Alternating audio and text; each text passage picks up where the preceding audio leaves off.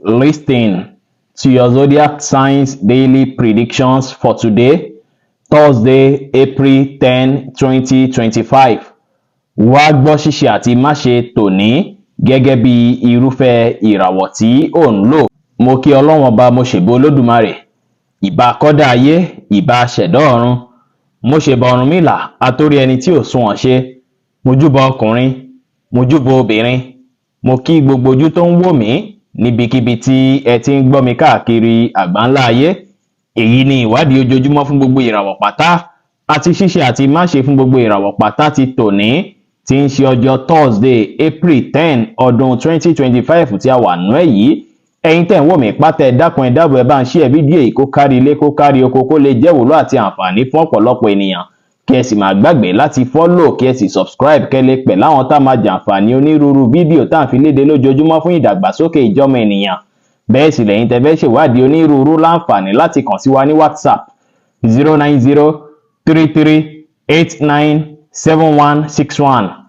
Ẹ̀yin tẹ́ ń lò ràwọ̀ iná tó kanranyan Aries, ẹ̀yin tàbí láàrin March 21 sí April 20. Lénìí á ṣe yín bí ìgbà pé kí ẹ gbájúmọ́ gbogbo nǹkan tó yẹ kẹ́ gbájúmọ́ láàyè iṣẹ́. Ẹ máa fẹ́ gbájúmọ́ gbogbo nǹkan tí ẹ̀ ń fẹ́ fún ìdàgbàsókè ara yín. Bẹ́ẹ̀ sì ni lọ́jọ́ tòní ẹ máa tún rántí àwọn nǹkan tí ẹ ti ń plan látọjọ́ pípẹ́ tó ṣe pé ẹ ti gbàgbé àwọn míì, ẹ máa rántí wọn lọ́jọ́ tòní. Ó sì jẹ́ pé tẹ́ bá gbé ìgbésẹ̀ lórí àwọn plan náà á jẹ́ èyí tó máa ràn yín lọ́wọ́ dáadáa lásìkò yìí. Lénìí tí ẹ bá ń jáde lọ pẹ̀lú òyìn àbí tẹ́ bá wà láwùjọ kan, ẹ kíyèsára kí ẹ ṣọ́ bẹ́ ifẹ́ sọ̀rọ̀ sí. Ẹ má sọ àwọn ọ̀rọ̀ yín ju bó ṣe yẹ lọ fún ẹnikẹ́ni. Bẹ́ẹ̀ sì ni kẹ́ tẹpá mọ́ṣẹ́ lénìí, kí ẹ ṣe dáadáa sáwọn èèyàn, kí ẹ rẹra yín lẹ̀, kí ẹ sì wà determine dára.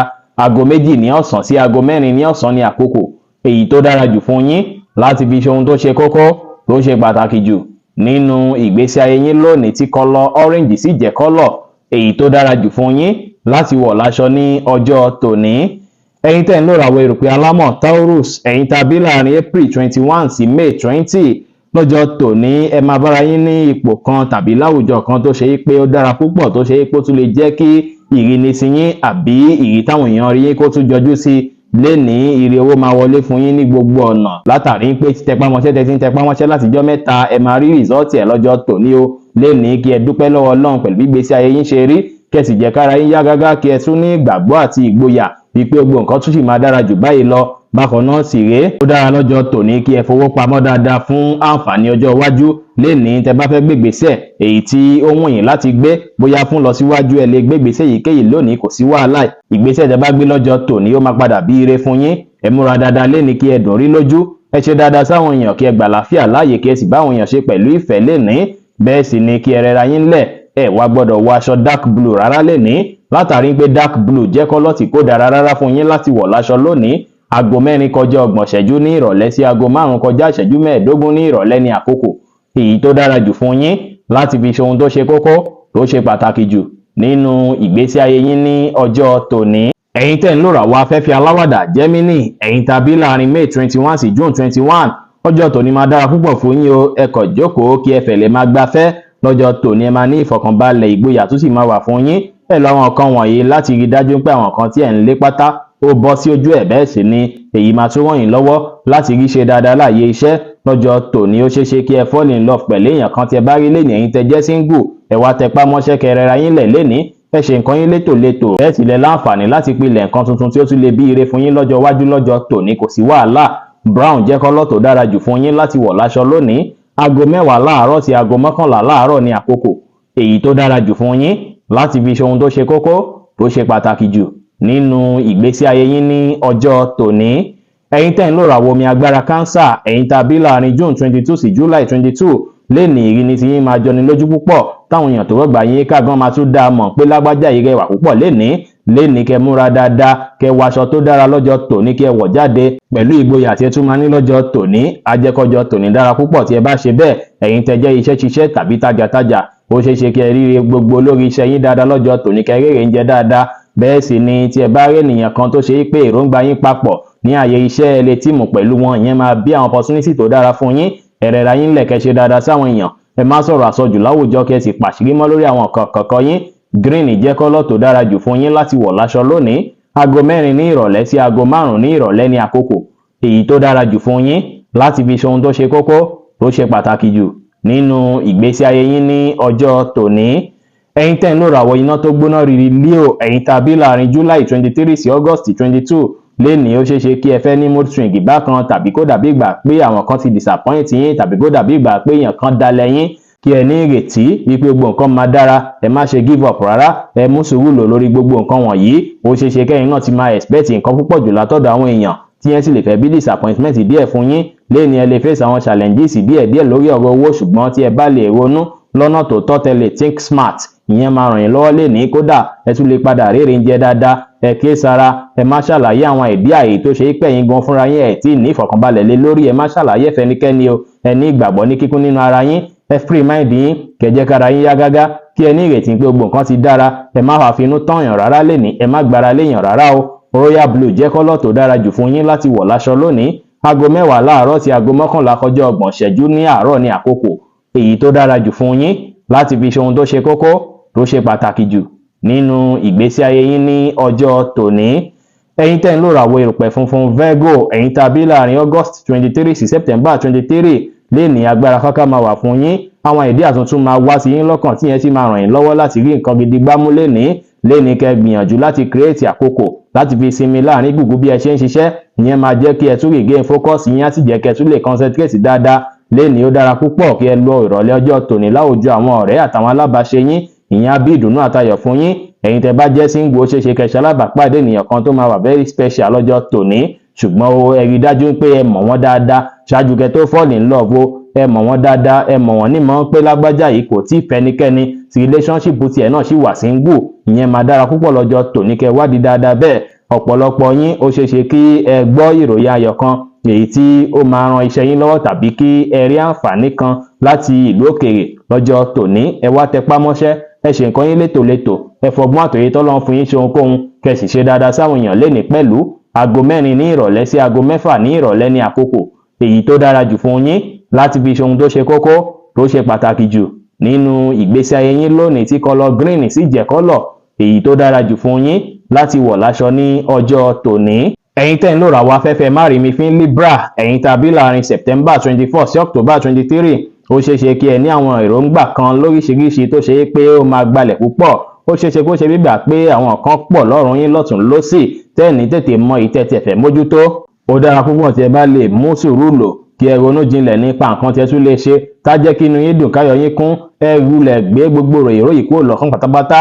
Ẹ wulẹ̀ gbájúmọ́ àwọn nǹkan tó ṣe pé ẹ fẹ́ ṣe ní ṣíṣe, pàápàá àwọn nǹkan tó ṣe pé ẹ ti ń ignore látijọ́ mẹ́ta tẹ́ ti ń patì. Lénìí kẹ́ kíyèsára pẹ̀lú ọ̀rẹ́ kan tó ṣe pé ó ti yá lọ́wọ́ yín tí ò ti san padà tàtúfẹ́ yà míì. Kẹ́ kíyèsára, ẹ má ṣe yárò wọn lówó lọ́jọ́ tòní rárá o. Ẹ má wá sọ̀rọ̀ òdì àbí ọ̀rọ̀ àìtọ́ sí èèyàn. Ẹ má ṣe jẹ́ kí ìmọ̀lára yín lágbára jù yín lọ.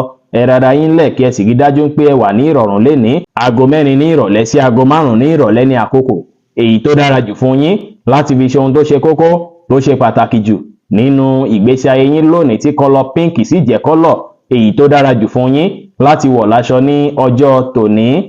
Ẹ̀yin tẹ́ ń lò ràwọ̀ omi tútù Scorpio, ẹ̀yin tàbí láàrin October 24 sí November 22 ọjọ́ tòní dára púpọ̀ láti fi wòye sí àwọn nǹkan tó ṣe pé ó ti ń bọ̀dá yín látijọ́ mẹ́ta tẹ́ ń wá ọ̀nà àbáyọlé lórí, tàbí nǹkan kan tí ẹ ti ń bira yín léèrè pé báwo ni kíní ṣe lọ, láti wá bí nǹkan náà ṣe jẹ́ lọ́jọ́ tòní. Kẹ́rí dájú pé ẹ wulẹ̀ jókòó, ẹ ronú jinlẹ̀ nípa ìgbésí ayé yín dáadáa lọ́jọ́ tòní. Ẹ relax, kẹ́ calm mind yín. Èní òun ṣọjọ́ tó ṣe pé ẹ lè fi gbé ìgbésẹ̀ tuntun tàbí tẹ́ lè fi ṣe nǹkan tuntun èyíkéyìí. Ó dára púpọ̀ kí ẹ gbé gbogbo nǹkan tó bá dàbí iṣẹ́ tó ṣe kókó fún yín láti ṣe lọ́jọ́ tòní kí ẹ sùn dọ̀la, torí iṣẹ́ tẹ́ bá ṣe lénìí ó ṣeéṣe kó fẹ́ rí bákan. Kẹ́ kíyèsára, kẹ́ wá ṣọ́wó ná, kí ẹ má ṣe náà ná àpà, kẹ́ fowó pamọ́ fọ́jọ́ iwájú dára, kẹ́ ṣe dáadáa sáwọn èèyàn, kí ẹ rẹra yín lẹ̀, ẹ bá àwọn èèyàn ṣe pẹ̀lú àwàdà àti ẹ̀rín, kí ẹ sì pọ́n tèwe tàgbà lé lénìí pẹ̀lú. Aago 6 ní ìrọ̀lẹ́ sí aago 7 ní ìrọ̀lẹ́ ní àkókò èyí tó dára jù fún yín láti fi ṣe ohun tó ṣe kókó tó ṣe pàtàkì jù nínú ìgbésí ayé yín lónìí, tí kọ́lọ̀ pink sì jẹ́ kọ́lọ̀ èyí tó dára jù fún yín láti wọ̀ láṣọ ní ọjọ́ tòní.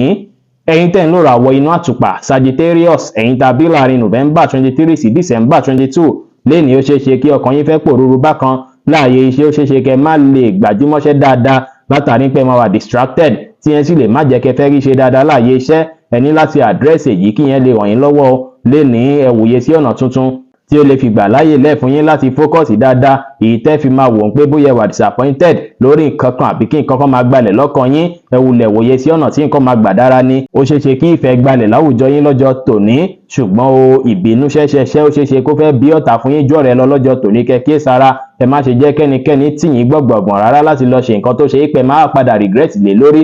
Ẹ kíyèsára, ẹ gbájúmọ́ṣẹ́ kẹ́ lè ríre gbámú, ẹ free mind yín kẹ́ jẹ́ kára yín yá gágá, ẹ pàṣírí mọ́ lórí àwọn kọ̀ọ̀kọ̀ọ̀kọ̀ yín. Tí ènìyàn bá sì ti ṣẹ̀yìn tẹ́lẹ̀, kẹ́ rí dájú pé wọ́n pẹ́ lórí ìkúnlẹ̀ ṣáájú kẹ́ tó forí jì wọ́n.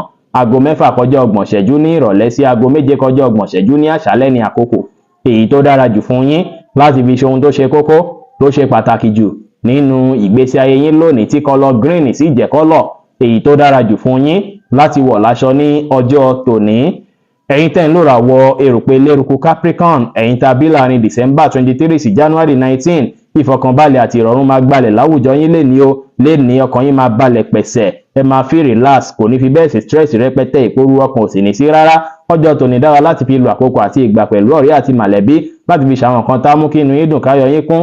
Lọ́jọ́ tòní ọ̀pọ̀ yín ó ṣeéṣe kó ṣe yín bí ìgbà pé kẹ́ jáde lọ pẹ̀lú mọ̀lẹ́bí. Lénìí síre tí ẹ bá ti yáwó lọ́wọ́ mọ̀lẹ́bí kan tẹ́lẹ̀, ó dára tí ẹ bá ní kẹ́ san padà lọ́jọ́ tòní kó má bàa bí issue. Ẹ ṣòtítọ́ ẹ ṣòdodo láwùjọ àwọn èèyàn, ẹ má kánjú ju bó ṣe yẹ lọ lórí ohunkóhun. Ẹ ṣe dáadáa sáwọn èèyàn kí ẹ sì bá àwọn èèyàn ṣe pẹ̀lú àwàdà àti ẹ̀rín lénìí. White jẹ́ kọ́lọ̀ tó dára jù fún yín láti wọ̀ láṣọ lónìí. Aago 4 ní ìrọ̀lẹ́ sí aago 5 ní ìrọ̀lẹ́ ní àkókò èyí tó dára jù fún yín láti fi ṣe ohun tó ṣe kókó tó ṣe pàtàkì jù nínú ìgbésí ayé yín ní ọjọ́ tòní. Ẹ̀yin tẹ́ ń lòrà wọ afẹ́fẹ́ oníbínú Aquarius, ẹ̀yin tá a bí láàrin January 20 sí February 19, ọ̀pọ̀ yín ó ṣeéṣe kó ṣe yín bí ìgbà pé kẹ́ gbájúmọ́ àwọn nǹkan tí ẹ fẹ́ gbájúmọ́, pàápàá àwọn nǹkan táwọn míì ń wòye sí pé nǹkan yóò lè ṣeé ṣe lọ́dọ̀ tí yín báyìí yóò ṣeé ṣe dandan ni. Lẹ́ni ẹ máa wà very inspired, tó sì jẹ́ pé kò sí nǹkan kíkan tó máa lè dín yín lọ́wọ́ láti gbájúmọ́ nǹkan tẹ́ fẹ́ gbájúmọ́, láti ṣàṣeyọrí lórí nǹkan kíkan tí ẹ bá mójútó lénìí. Ó wá ṣeéṣe káwọn issue kéékèèké kan fẹ́ jẹyọ, ó ṣeéṣe kó jẹ́ láyìíká ilé tàbí láàárín ẹ̀yin àti àwọn colleague yín tàbí àwọn tẹ́ dìjọ ń ṣiṣẹ́. Ẹ rí dájú pé ẹ fọgbọ́n ṣe lọ́jọ́ tòní, ẹ ṣàwọn nǹkan tá mú kí inú yín dùn káyọ̀ yín kún. Ẹ tẹpá mọ́ṣẹ́ lénìí, ẹ jẹ́ kára yín yá gágá, kí ẹ sì fọgbọ́n àtòyé tọ́lọ́run fún yín kóhunkóhun lénìí pẹ̀lú. Grey jẹ́ kọ́lọ̀ tó dára jù fún yín láti wọ̀ láṣọ lónìí. Aago 5 ní ìrọ̀lẹ́ sí aago 6 ní ìrọ̀lẹ́ ní àkókò èyí tó dára jù fún yín láti fi ṣe ohun tó ṣe kókó tó ṣe pàtàkì jù nínú ìgbésí ayé yín ní ọjọ́ tòní. Ẹ̀yin tẹ́ ń lòrà wo omi tí kì í ru Pisces, ẹ̀yin tá a bí láàrin February 20 sí March 20, lénìí ẹ máa wà very emotional, ẹ sì máa wà very considerate. Èyí lè ràn yín lọ́wọ́ láwọn apá kan, ó sì lè rí bákan láwọn apá míì. Lénìí ẹ máa lè tètè mọ ibi tí ẹ̀rọ wà nínú ìgbésẹ̀ tẹ́ bá gbé àbí lórí àwọn kankan tí ẹ bá ṣe. Lénìí kẹ́ kíyèsára, ẹ gbọ́ ohun tó ń sọ sí yín lọ́kàn lọ́jọ́ tòní á ràn yín lọ́wọ́. Ẹ wá kíyèsára pẹ̀lú àwọn èèyàn tó ṣe é pé wọ́n fi bẹ́ẹ̀ nífẹ̀ẹ́ yín dénúdénú, tó ṣeé ṣe kí wọ́n fẹ́ bí àwọn wàhálà kan àbí ìṣòro kan fọ́ta yín lọ́jọ́ tòní. Ẹ fọgbọ́n àtòyé handle situation èkéyìí tó bá jẹyọ lọ́jọ́ tòní, ìyẹn á jẹ́ kẹ́ lè borí, kẹ́ lè ṣàṣeyọrí. Ẹ rí dájú pé ẹ ṣọ́wó náà, kẹ́ má nànà àpà lénìí kó má ba ṣàkóbá fún ọ̀rọ̀ owó. Lénìí ẹ má ṣe ṣàlàyé àwọn plan yín rẹpẹtẹ fẹ́nikẹ́ni kó má ba ṣàkóbá fún àwọn kan tí ẹ̀ ń gbà lérò fún dáadáa tẹ́lẹ̀. Lénìí kẹ́ má pẹ̀jú níbi ìpéjọpọ̀ kí ìpéjọpọ̀ tí ẹ bá wà tàbí tí ẹ bá lọ tó bá dàbí ìgbà pé wà comfortable níbẹ̀. Ẹ mọ́kàn balẹ̀ kí ẹ gbà láfíà láàyè, ẹ bá àwọn èèyàn sọ̀rọ̀ pẹ̀lú ìfẹ́, kí ẹ sì fi ìgboyà ṣe ohunkóhun lénìí pẹ̀lú. Orange jẹ́ kọ́lọ̀ tó dára jù fún yín láti wọ̀ láṣọ lónìí. Aago 4 ní ìrọ̀lẹ́ sí aago 5 ní ìrọ̀lẹ́ ní àkókò èyí tó dára jù fún yín láti fi ṣe ohun tó ṣe kókó tó ṣe pàtàkì jù nínú ìgbésí ayé yín ní ọjọ́ tòní. Bí ó ṣe jẹ́ nìyẹn fún gbogbo irúfẹ́ ìràwọ̀ méjìlá tó wà pátá. Ẹ̀yin tẹ́ ń wò mí pátá, ẹ má gbàgbé pé Ọlọ́run bo Olódùmarè nìkan lọ́ba tó ní ìmọ̀ jùlọ. Fẹ̀yin tẹ́ fẹ́ ṣèwádìí onírúurú, ẹ láǹfààní láti kàn sí wa ní WhatsApp 09033897161. Ire gbogbo ajẹ́ tiwa lónìí, lọ́sẹ̀ yìí, lóṣù yìí àti ní gbogbo ọjọ́ ayé wa láṣẹ Ìdùmarè. Ire o.